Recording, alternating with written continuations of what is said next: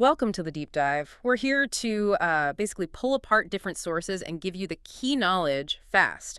You want to learn without getting bogged down, and that's what we help you do. Exactly. And today we're tackling a source called Real English Conversation, Tips to Level Up Your English.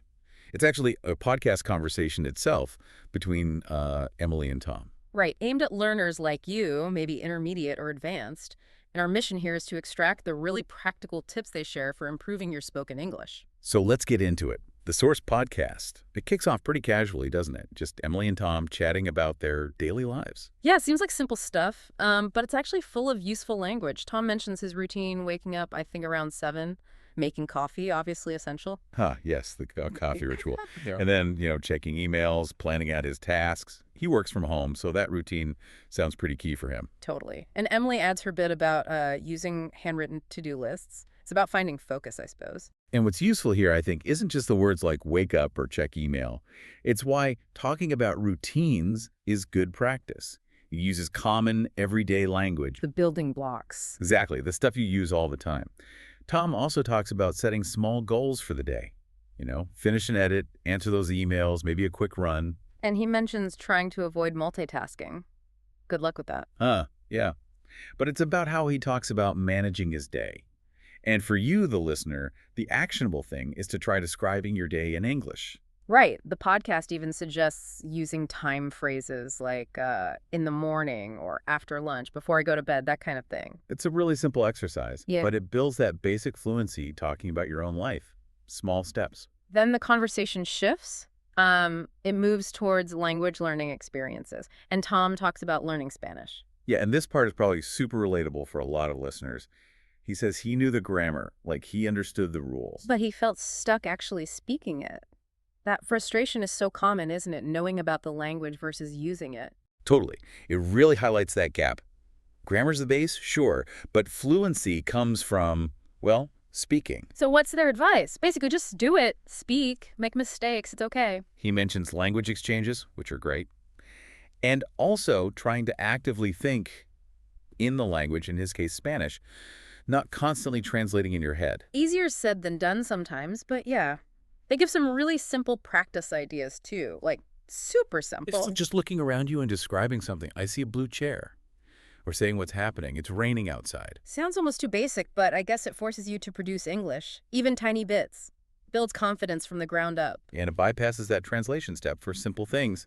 They also talk about making it fun. Oh, yeah, the fun factor. Super important. Like, Yeah. if you like music, try translating lyrics. Or watch movies, maybe start with subtitles in English. It's about integrating it into stuff you already enjoy so it doesn't feel like such a chore. Makes total sense. Motivation is huge. Okay, so next up, travel.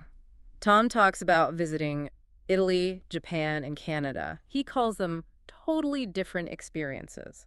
And Japan really stood out to him, apparently. He was impressed by the organization, the cleanliness, the politeness. But But the language barrier was significant.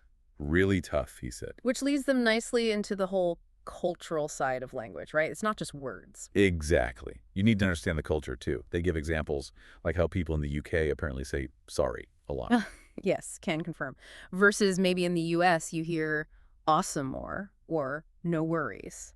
Knowing these little cultural phrases makes your English sound way more natural. It shows you kind of get the nuances. Yeah, it's more than just dictionary definitions. It helps you fit in, avoid awkward moments, maybe. So for you listening, remember that learning English also means learning a bit about English-speaking cultures. It really helps. Then they talk about jobs, work, aspirations.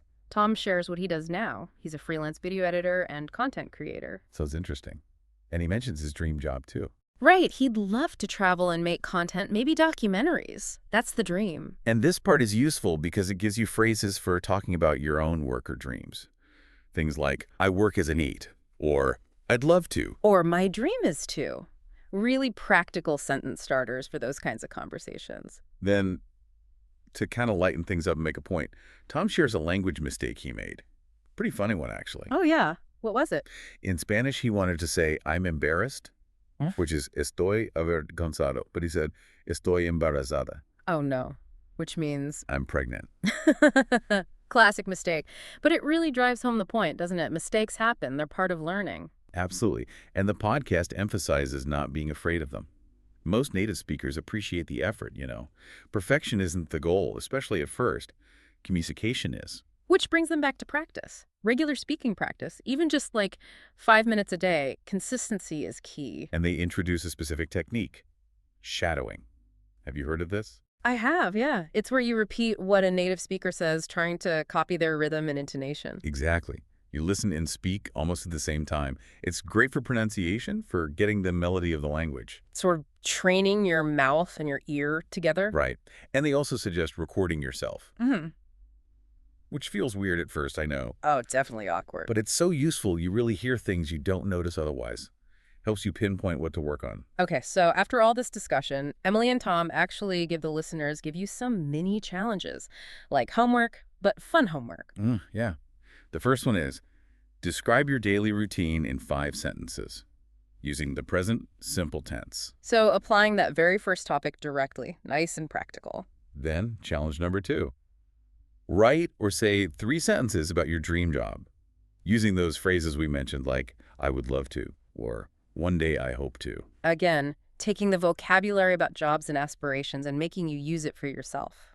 And the third one is to actually try shadowing. They suggest shadowing, like the last 30 seconds of their podcast episode. So you get immediate practice with that technique. Focus on the sounds, the rhythm. It's about making it active, getting you to do something with the information right away. Right. And finally, they touch on a big question, a really common one. How do I stop translating in my head and actually think in English? Ah, yes, the million-dollar question. Their advice is to start small. Really small. Like narrating your actions to yourself in simple English. I'm brushing my teeth. I'm making tea.